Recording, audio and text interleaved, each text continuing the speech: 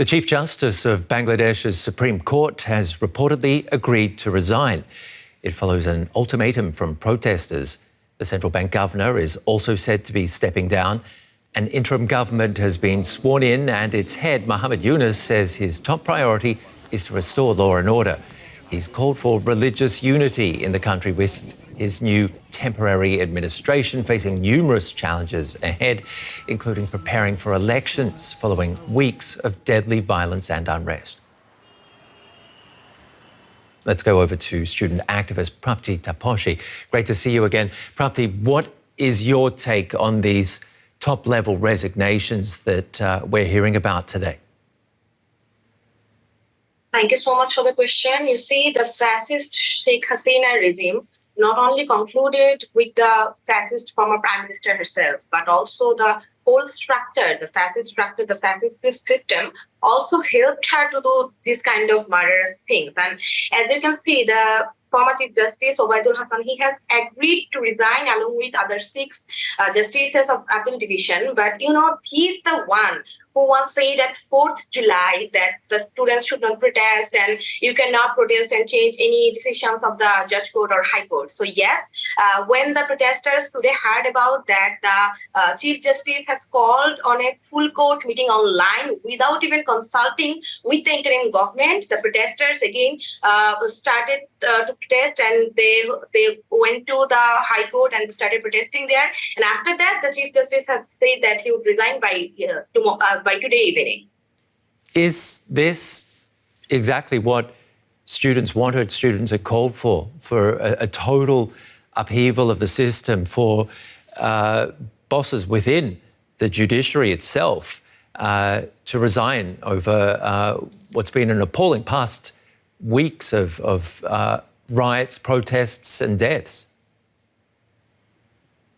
The whole system, the whole structural system of Bangladesh should be reformed, because the whole system is so full of corruption. And with the regime of Sheikh Hasina, the whole system had no accountability or liability. And yes, the students now want a proper reformation of the whole system, of the judiciary system, of proper reformation of the constitution as well. So yes, the students are protesting for what's just, what should be done, and what should be done to restore proper democracy in Bangladesh. So the students are making major inroads. They're already part of the interim government. Will they end up forming their own party?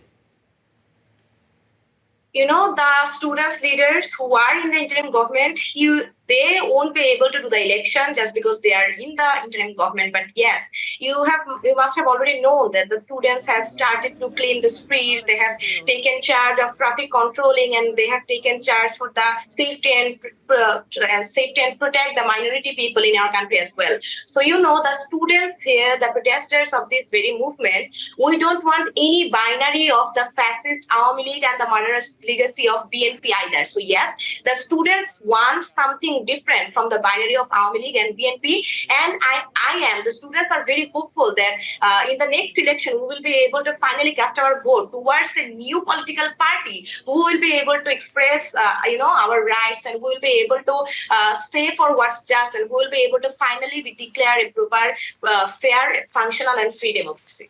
Prapti, could you have ever expected that these student protests would have had such an impact?